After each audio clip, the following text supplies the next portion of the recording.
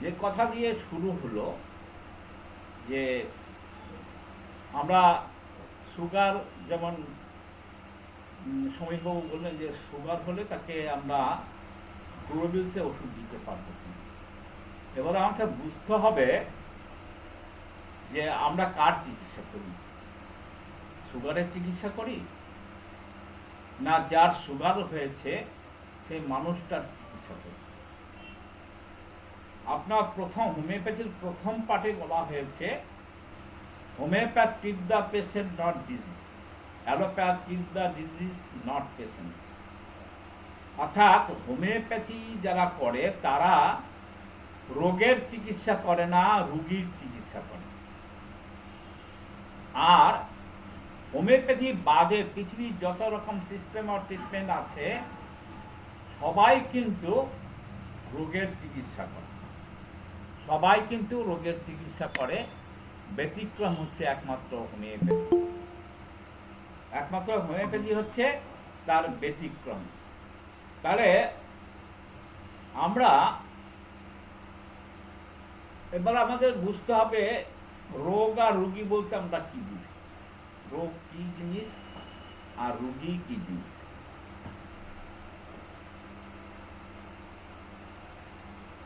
তাহলে রোগী হচ্ছে, আমরা যেটা অর্গান অফ মেডিসিনে আমাদের প্রথম কথাই বলা হয়েছে, সেটা রোগী হচ্ছে patient as a whole extent, সামগ্রিকভাবে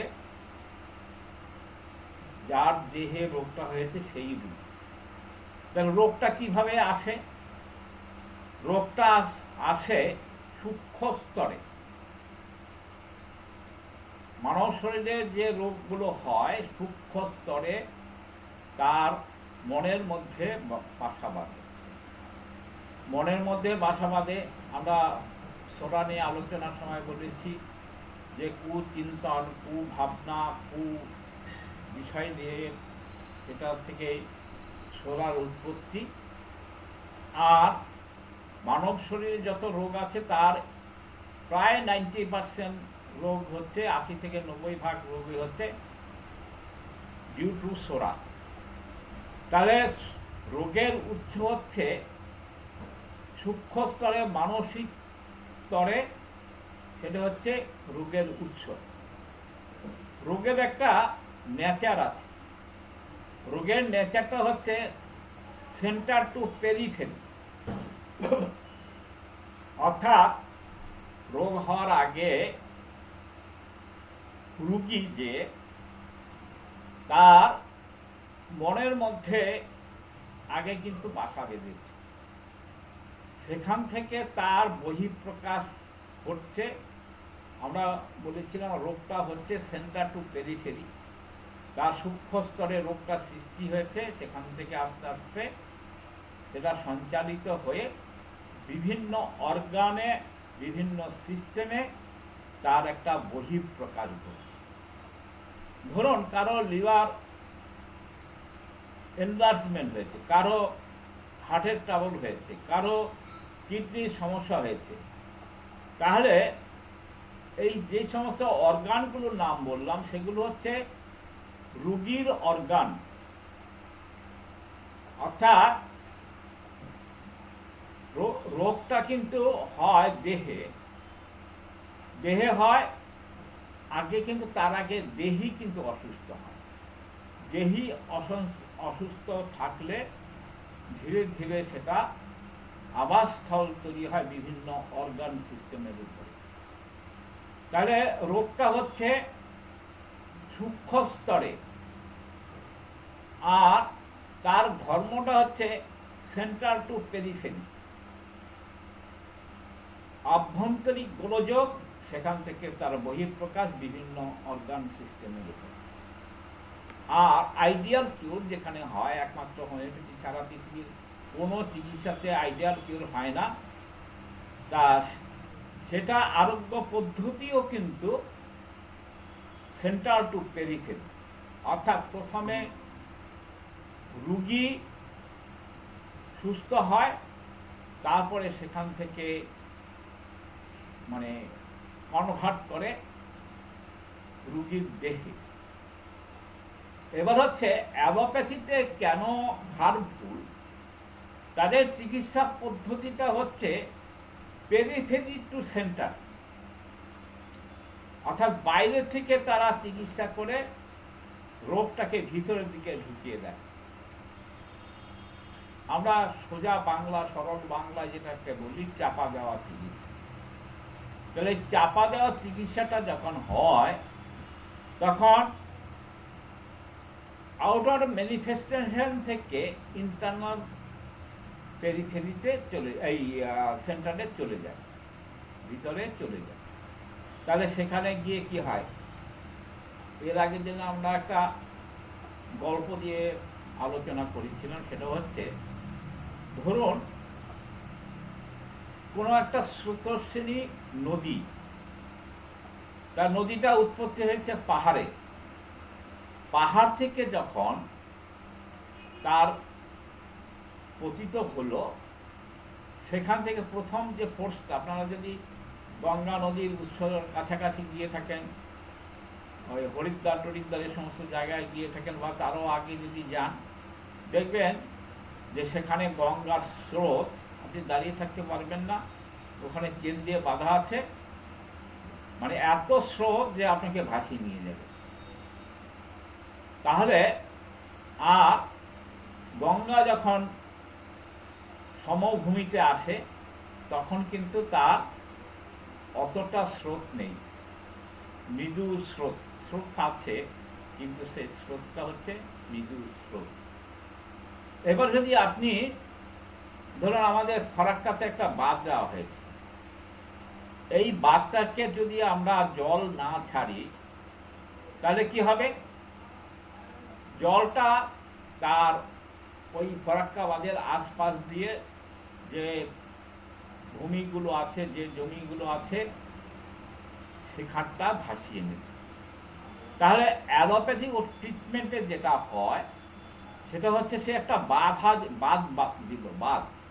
তাহলে বাঁধ দেওয়ার ফলে তার কি হলো, সে কিন্তু রোগের ধর্ম হচ্ছে সেন্টার টু পেরিফেরি, সে কিন্তু পেরিফেরিতে আর যেতে পারছে না। তখন কি হচ্ছে, তখন সেটা আরো মানে বিকৃতি লাভ করে, অর্থাৎ চারিদিকে ভাসিয়ে নিয়ে যায়। তা আমরা সেই জন্য যেটা বলেছি যে পৃথিবীর কোনো চিকিৎসা পদ্ধতি নেই যারা রোগীর চিকিৎসা করে। প্রত্যেকটা চিকিৎসা পদ্ধতি, হোমিওপ্যাথি বাদে প্রত্যেকটা চিকিৎসা পদ্ধতি হচ্ছে রোগের চিকিৎসা করে, রোগের।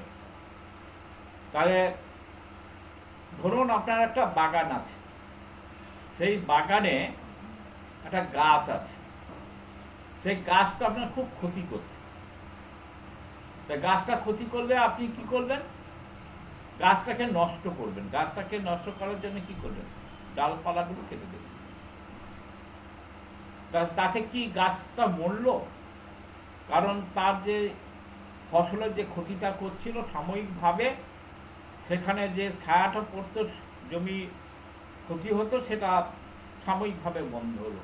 কিন্তু গাছটা কিন্তু আবার পরবর্তীকালে ফল ফুল পরিপুষ্ট হয়ে আবার কিন্তু সে তার চেয়ে বড় রকম ভাবে ছড়িয়ে পড়ল। তা গাছটাকে যদি আপনার নষ্ট করতে হয় তাহলে তার শিকড়টাকে উপড়িয়ে ফেলতে হবে। তা হোমিওপ্যাথি চিকিৎসা পদ্ধতিটা হচ্ছে গাছের ডালপালা কাটলে হবে না। আপনার অর্গানে যে অসুস্থ হয়েছে, যে রোগটা হয়েছে, কারো টিউমার হয়েছে, লিভার এনলার্জমেন্ট হয়েছে, এগুলো হচ্ছে গাছের ডালপালা। এই ডালপালা কাটলে কিন্তু দেখি যে রুগী সে কিন্তু সুস্থ হবে না। তো রুগীকে সুস্থ করতে গেলে আপনাকে যেটা দরকার, অর্থাৎ তার যে মূল, সে মূলটাকে উৎপাদন করতে হবে। এবার ধরুন কারো নিউমোনিয়া হয়েছে, তা হয়তো দুজন তিনজন, আমি ধরে নিই 4টে লোকের নিউমোনিয়া হয়েছে। তাহলে মডার্ন সায়েন্সে যে চিকিৎসাটা আছে তারা কি করবে, তারা তিনজনকে ইনভেস্টিগেশন করবে, বিভিন্ন রকম প্যাথোলজিক্যাল টেস্ট করবে, টেস্ট করে যখন ডায়াগনোসিস হলো তারা নিউমোনিয়া পেল, নিউমোনিয়া পাওয়ার পরে তখন তারা কিন্তু একটি সিলেক্টেড ওষুধ নিউমোনিয়ার জন্য যেটা দিল, এই নিউমোনিয়ার জন্য তারা স্পেসিফিক কিছু ওষুধ দিল। তা এখন হোমিওপ্যাথি যদি হয়, কোনো হোমিওপ্যাথি চিকিৎসকের কাছে 3টে পেশেন্ট এলো, তো 3টে পেশেন্ট এলে ওরা কিন্তু ধরুন একই চিকিৎসক, অ্যালোপ্যাথি একই চিকিৎসক 3টে নিউমোনিয়া রোগী পেয়েছে, তারা ডিজিজ ডায়াগনোসিস করার পরে জানলো যে এটা নিউমোনিয়া হয়েছে, তারা কিন্তু একই ওষুধই 3জনকে একই ওষুধ দেবে, 3টে রোগীকে কিন্তু একটা ওষুধ দেবে। কিন্তু কোনো হোমিওপ্যাথ ডাক্তারের কাছে যদি যাওয়া হয় এবং সে যদি ওই কোয়াক হোমিওপ্যাথ না হয়, অর্থাৎ সে যদি ওই অ্যালোপ্যাথি থিওরি অনুযায়ী স্পেসিফিক ওষুধ না দিয়ে থাকে, সিমটোমেটিক চিকিৎসা যদি সে করে, সে তার থেকে যে লক্ষণ সমষ্টি পাবে সেখানে পেলে 3জনকে 3 রকম ওষুধ দেবে। কারণ সবার ক্যারেক্টার কিন্তু একরকম নয়।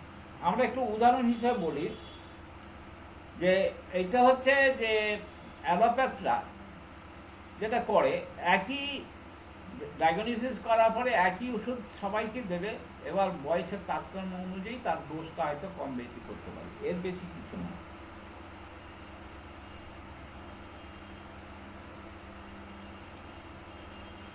তা এবার উদাহরণ হিসেবে বলি, সেটা হচ্ছে যে একটা নিউমোনিয়া রোগী, তার বুকে কষ্ট, সে অ্যালোপ্যাথ ডাক্তার কি করবে, 3টে রোগী 3 রকম সিমটমস আছে, তা 3 রকম সিমটমস থাকা সত্ত্বেও সে কিন্তু সবাইকে একই রকম ওষুধ দেবে, একই রকম ব্যবস্থাপত্র করবে।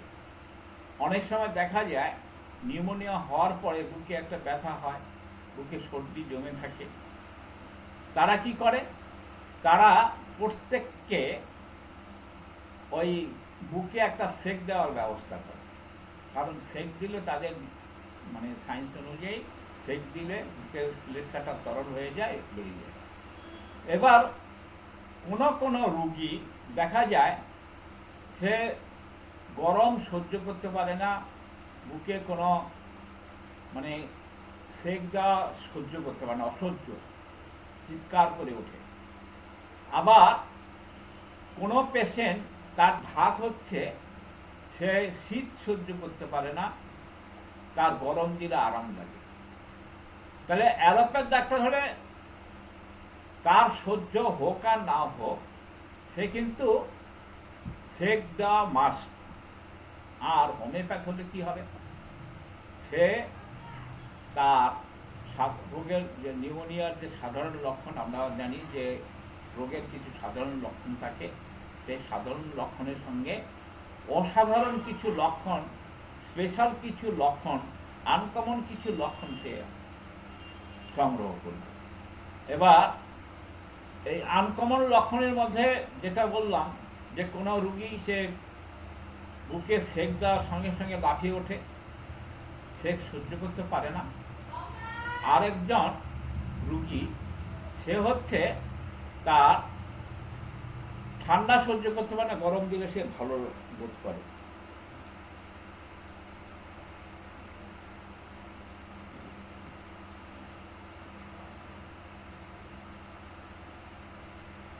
তাহলে এই যে একজনের তাপ দিলে ভালো লাগে, আরেকজনের তাপ দিলে কষ্ট হয়, তাহলে আমাদের হোমিওপ্যাথি ক্ষেত্রে কিন্তু তার ওষুধ আলাদা হয়ে যাবে।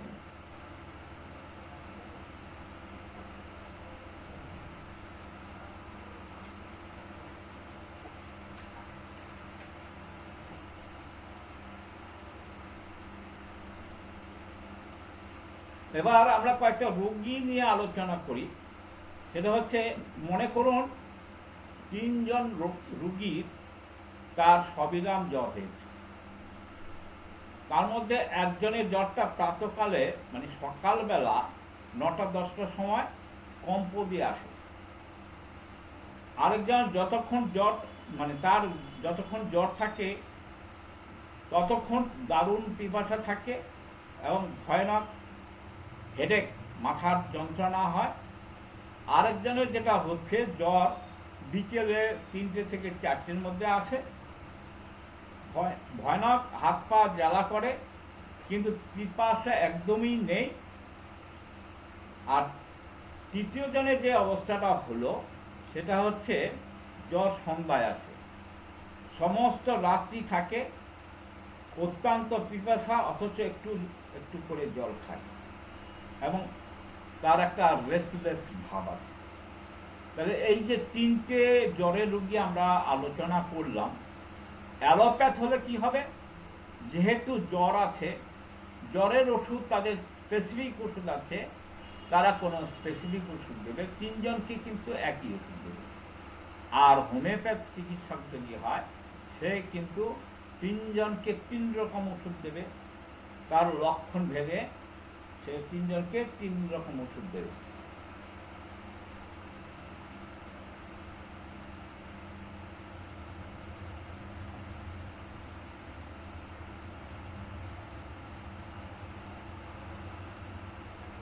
তাহলে আমরা কেন 3 রকম ওষুধ দেব? 3 রকম ওষুধ দেব যে তার যে লক্ষণের কিন্তু ডিফার করছে। রোগের প্রতিকারী চিকিৎসকের একমাত্র লক্ষ্য, অ্যালোপ্যাথ চিকিৎসকদের রোগকে রিমুভ করা বা প্যালিয়েশন করা, সেটাই হচ্ছে একমাত্র উদ্দেশ্য। আর তার রোগীর দিকে তার কিন্তু কোনো লক্ষ্য থাকে না। এই মতে চিকিৎসকরা যদি না জানিতে পারেন যে রোগীর কি রোগ হয়েছে, তাহলে সে চিকিৎসা শুরু করবে, আর রোগ ডায়াগনোসিস না করতে পারলে তারা কিছু করতে পারবে না।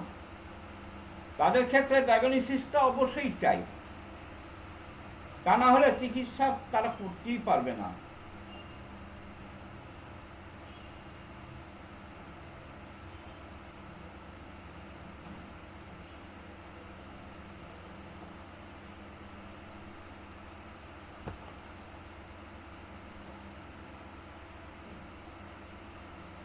তাহলে এই যে 3জন রোগীর যে আমরা 3 রকম সিমটমস পেলাম, তাহলে আমরা কি করব, বেশ কিছু মানে আনকমন সিমটমস, ব্যতিক্রমী লক্ষণ সেখানে আমরা লক্ষ্য করলাম। এই ব্যতিক্রমী লক্ষণের উপর বেস করে আমরা 3জনকে কিন্তু 3 রকম ওষুধ দেব। এবার ডাক্তার নীলমণি ঘটকের একটা মানে কেস হিস্ট্রি থেকে আমরা একটু আলোচনা করি। তিনি একটা রুগী দেখেছিলেন, একটা 7-8 বছরের রুগী।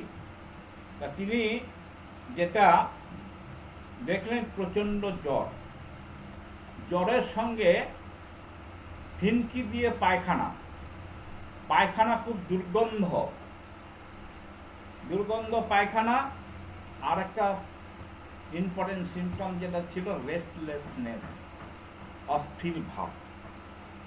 তা অ্যালোপ্যাথ যে পেশেন্টটা দেখা হয়েছিল, সেই পেশেন্টের বাবা প্রচণ্ড বড় লোক, তারা বড় বড় স্পেশালিস্ট ডাক্তার এনে তারা চিকিৎসা করে কোনো সুফল পেলেন না পেয়ে এবার কয়েকজন স্পেশালিস্ট ডাক্তারকে এনে তারা আলোচনা, মানে যেটা বলা হয় আমাদের বর্তমানে ভাষায় যেটাকে বলা হয় মেডিকেল বোর্ড, সেই মেডিকেল বোর্ড বসিয়ে তারা ঠিক করলেন যে জ্বরের জন্য কি ওই লুজ মোশন হচ্ছে না লুজ মোশনের জন্য জ্বর হচ্ছে। এই যে কন্ট্রাডিক্টিং বিষয়টা, সেটা নিয়ে তারা কিছু আন্দাজ করতে পারলেন না। তখন কি করবেন, তারা হতাশ হয়ে গেলেন। সেই জায়গাতে আমরা দেখলাম যে নীলমণি ঘটক কতগুলো প্রভিনেন্ট সিমটমস দেখে, অর্থাৎ লুজ মোশন, তার দুর্গন্ধ, রেস্টলেসনেস, জল পিপাসা আছে, কিন্তু প্রচণ্ড জল পিপাসা, অল্প অল্প জল খায়। আর্সেনিক অ্যালবাম 30 দিয়ে তিনি নিরাময় করলেন। তা এই হচ্ছে আমাদের থিওরি, অর্থাৎ আমরা সম্পূর্ণ অ্যালোপ্যাথির সঙ্গে আমাদের থিওরিতে সম্পূর্ণ বিপরীত অবস্থা রয়েছে। এবার হচ্ছে এই যে আরোগ্যটা হয়, আমরা বলছি সেন্টার টু পেরিফেরি, তাহলে আমরা প্রথমে বলেছিলাম যে রোগের উৎসটা কোথায়। রোগের উৎস হচ্ছে তার সূক্ষ্ম স্তরে, মানসিক স্তরে। তা এখন এইটা কিন্তু এই সূক্ষ্ম স্তরের রোগটা কি করে হয়, এটা কিন্তু মডার্ন সায়েন্স কিন্তু এখনো আবিষ্কার করতে পারিনি। একমাত্র যারা আধ্যাত্মিক জগতের মানুষ আছেন, শুধু তারাই এটা অনুধাবন করতে পারে, তারাই একমাত্র বুঝতে পারবে যে সূক্ষ্ম স্তরের জিনিসটা কি। তা আরেকটা বিষয় লক্ষণীয়, যেটা সাধারণ জ্ঞানে আমরা যেটা দেখি, পৃথিবীতে যে সমস্ত মহাপুরুষরা আছেন বিভিন্ন ধর্ম মতের, যীশু খ্রিস্ট, মোহাম্মদ, গৌতম বুদ্ধ, রামকৃষ্ণ পরমহংসদেব, চৈতন্যদেব, তা এদের যদি আপনার ছবি টবি দেখে থাকেন, তাতে মনে হয় তাদের মধ্যে একটা কি বলবো জ্যোতি বেরোয়, অর্থাৎ মানসিক স্তরে তারা মানসিক স্তরে সুস্থ। আর আপনি লক্ষ্য করবেন, আপনি নিজেও না দেখলেও ওই আমাদের ইলেকট্রনিক মিডিয়া, প্রিন্ট মিডিয়াতে দেখতে পাবেন, যারা চুরি ডাকাতি করে, খুন রাহাজানি করে, তাদের চেহারাগুলো দেখবেন ছবিতে, তাদের চেহারার মধ্যে একটা বিবশতা রয়েছে। তা আমাদের একটা মানে প্রবাদ বাক্য আছে, face is the index of mind. তা face is the index of mind, অর্থাৎ মনের যে প্রতিবিম্ব বা মিরর, সেটা হচ্ছে ফেস। তাহলে এখানে আমরা যেটা দেখতে পাচ্ছি সেটা হচ্ছে, আর আমাদের হোমিওপ্যাথির যে মূল কথা সেটা হচ্ছে, রোগটা হয় সূক্ষ্ম স্তরে, মানসিক স্তরে, আর সেটা সেন্টার টু পেরিফেরি প্রকাশ হয়। তাহলে রোগীর শারীরিক ও মানসিক লক্ষণগুলো দ্বারা আমরা বুঝতে পারি মানুষটি সুস্থ নয়। যখন কোনো রোগী আমরা হোমিওপ্যাথিক দর্শন অনুযায়ী, হোমিওপ্যাথিক দৃষ্টিভঙ্গিতে আমরা যখন দেখি রোগীর শারীরিক ও মানসিক অবস্থা ঠিক না, তখন আমরা মনে করি রোগীটা সুস্থ নয়। এবার দেখুন একটা বিষয়, আমরা অনেক সময় কিছু রোগী দেখি, তাদের ভালো লাগে না, খিটখিটে মেজাজ, তারা কথা বললে চট করে রেগে যায়, তাদের কিছু ম্যানিয়া আছে, আমরা যাকে আমাদের ভাষায় ম্যানিয়া আছে, রাতে ঘুম হয় না। এই সমস্ত কিছু জটিল ব্যাপার যখন আমরা দেখি, তা তখন কিন্তু অ্যালোপ্যাথ চিকিৎসকরা কিন্তু ওর মধ্যে কোনো ডায়াগনোসিস করে, ইনভেস্টিগেশন করে কিছু পায় না। তখন না পেয়ে তারা যেটা বলে যে ওটা কিছু না, আপনার ম্যানিয়া। তা ম্যানিয়া যদি আমরা মনে করি, ম্যানিয়া তো একটা রোগ, ম্যানিয়াও একটা রোগ মানসিক স্তরে। তাহলে সে ম্যানিয়াটা থাকবে কেন? কোনো সুস্থ মানুষের মধ্যে তো ম্যানিয়া থাকে না। তার মানে কি, সেই ব্যক্তিটি মানসিকভাবে অসুস্থ, অর্থাৎ তার যেটা সেটা হচ্ছে তার দেহই হচ্ছে রোগাক্রান্ত।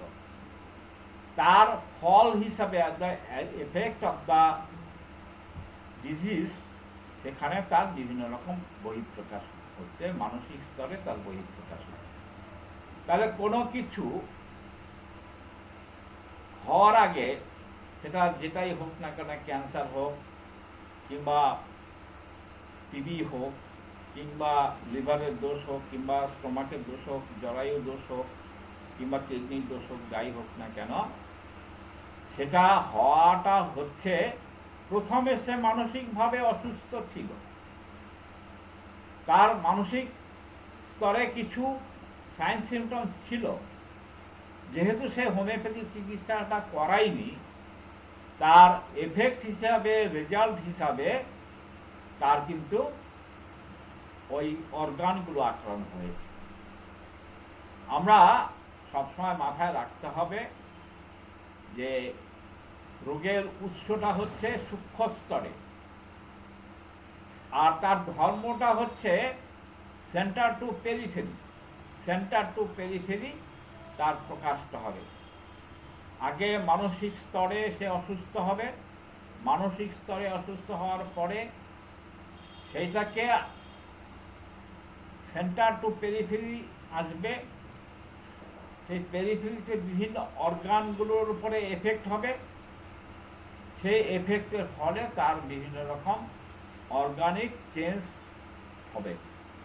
তাহলে আমরা হোমিওপ্যাথিক চিকিৎসা করার সময় কি করব? হোমিওপ্যাথিক চিকিৎসা করার সময় সেখানে তার তো রোগের কিছু লক্ষণ আছে, রোগের লক্ষণগুলোকে আমরা বলি সাধারণ লক্ষণ, আর রোগীর লক্ষণ, রোগীরও কিছু লক্ষণ আছে, সেই রোগীর লক্ষণগুলো হচ্ছে কিছু ব্যতিক্রমী লক্ষণ।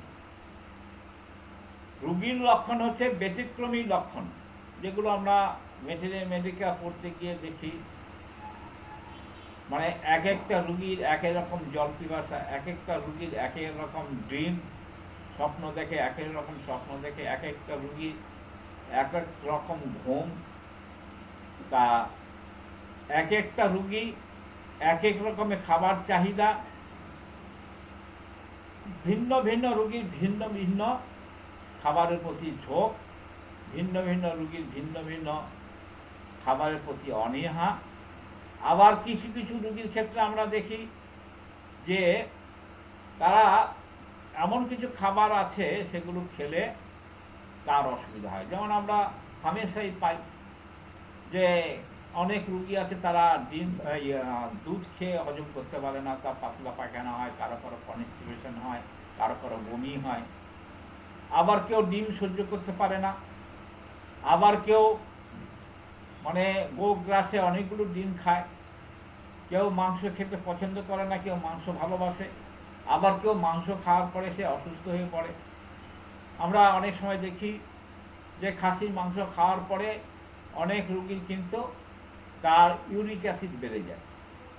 তাহলে পেশেন্ট টু পেশেন্ট বিভিন্ন রকম লক্ষণের ভ্যারি করে, এবং সেই লক্ষণগুলো হচ্ছে তার এই যে লক্ষণগুলো আউটার ম্যানিফেস্টেশন হচ্ছে, এটা হচ্ছে ইন্টারনাল ডিরেজমেন্ট অফ ভাইটাল ফোর্স, অর্থাৎ দেহের আভ্যন্তরীণ গোলযোগের কারণে তার এই বহিঃপ্রকাশগুলো হচ্ছে। তাহলে আমরা চিকিৎসা করার সময় যেটা করব সেটা হচ্ছে যে আমরা দেহের খবরটা নেব, দেহের খবরটা মানে গৌণ নেব না যে তা না, কারণ সেখানেও আমরা কিছু আনকমন পিকুলার সিমটমস পাবো। তাহলে দেহের খবরটা নেব, সেটা হচ্ছে গৌণ, আর দেহির যে খবরটা নেব সেই খবরটা হবে মুখ্য। এই মুখ্য আর গৌণ যে লক্ষণগুলো, সেই লক্ষণগুলো মিশিয়ে হবে আমার সিলেক্টেড রেমেডি। আর এই সিলেক্টেড রেমেডিটা হবে আমার সিঙ্গেল মেডিসিন। কখনই কোনো হোমিওপ্যাথিতে কম্বিনেশন ওষুধ, একসঙ্গে 4-5টা ওষুধ হোমিওপ্যাথিতে কোনোদিনই অনুমোদন করে না। সুতরাং পিওর হোমিওপ্যাথি করতে গেলে সিঙ্গেল ডোজ, সিঙ্গেল মেডিসিন থাকতে হবে। আর কি সদৃশ বিধান, তার সদৃশ বিধান, similar curate the disease to the disease, এই থিওরিটা আমাদের মাথায় রাখতে হবে। তা এবার হচ্ছে তারাই প্রকৃত হোমিওপ্যাথি, যারা হোমিওপ্যাথির মূল নীতি যেটা, সেটা হচ্ছে একটা হচ্ছে সিমিলাস কিউরেন্টা, সময়তে ডিজিজ কিউর দ্য ডিজিজ। আর একটা হচ্ছে মূল স্তম্ভের মধ্যে আরেকটা স্তম্ভ হচ্ছে সিঙ্গেল মেডিসিন, আর একটা স্তম্ভ হচ্ছে মিনিমাম ডোজ, অর্থাৎ যে ওষুধটা আমরা দেব that must be dynamic medicine. আমরা স্থূল স্তরে কোনো ওষুধ দেব না, আমরা সূক্ষ্ম স্তরে যে ওষুধগুলো আছে সেই ওষুধগুলো দেব, অর্থাৎ আমরা পোটেন্টাইজ মেডিসিন ইউজ করব। আর এই তিনটে জিনিস যারা করে না, তারা যত বড় রোজগারই করুক, যত পয়সারই হোক, তারা হোমিওপ্যাথিক জগতের কলঙ্ক। আমাদের বহু নলেজ আছে, অনেকের সম্বন্ধে জানা আছে, যারা মাসে লাখ লাখ টাকা রোজগার করে, কিন্তু তারা হচ্ছে হোমিওপ্যাথিক জগতের কলঙ্ক, হোমিওপ্যাথিক কলঙ্ক। তারা অর্থ পিচাস, তারা হোমিওপ্যাথি সর্বনাশটা করছে। সুতরাং হোমিওপ্যাথিকে বাঁচাতে হলে আমাদের হোমিওপ্যাথিটা জানতে হবে, হোমিওপ্যাথিটা শিখতে হবে, হোমিওপ্যাথিটা প্রয়োগ করতে হবে। সাধারণ মানুষের মধ্যে আমাদের হোমিওপ্যাথি প্রচারটা রাখতে হবে। অর্থাৎ আমরা আমাদের এই যে সিস্টেমটা, এই সিস্টেমটা হচ্ছে এক ধরনের মুভমেন্ট, আন্দোলন, হোমিওপ্যাথিকে বাঁচানোর জন্য আন্দোলন। তা আপনারা প্রত্যেকে এক একজন সৈনিক, হোমিওপ্যাথিকে বাঁচানোর এক একজন সৈনিক। আপনারা ভালো করে অনুধাবন করবেন হোমিওপ্যাথি কী, হোমিওপ্যাথি কেন, হোমিওপ্যাথি কী করতে পারে। আর সেই সঙ্গে সাধারণ মানুষের মধ্যে ভ্রান্ত ধারণা আছে, তারা মনে করে হোমিওপ্যাথি বাক্স থেকে ওষুধ দিলে হোমিওপ্যাথি হয়, তারা মনে করে হোমিওপ্যাথি ফার্মেসি খুলে বসলেই হোমিওপ্যাথি ডাক্তার হয়। তারা কিন্তু হোমিওপ্যাথ না। হোমিওপ্যাথ হচ্ছে সেই যে সদৃশ্য বিধান মেনে চলে, যে সিঙ্গেল ডোজ, সিঙ্গেল মেডিসিন দেয়, আর যে মিনিমাম ডোজ দেয়, অর্থাৎ ডাইনামিক মেডিসিন যে ব্যবহার করে।